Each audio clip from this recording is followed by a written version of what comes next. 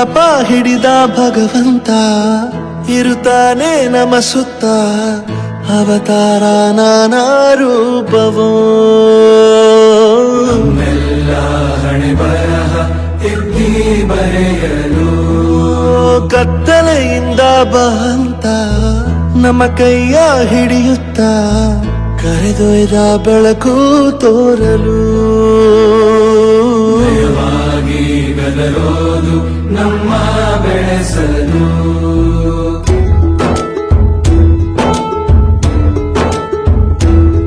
ಭಾಷೆಯ ಅಮೃತ ಕುಡಿಸೋ ತಾಯಾಗಿ ಭಾಷೆ ಅಮೃತ ಕುಡಿಸೋ ತಾಯಾಗಿ ಭವಿಷ್ಯ ಬರೆವಂತ ತಂದೇನೋ ಆಗಿ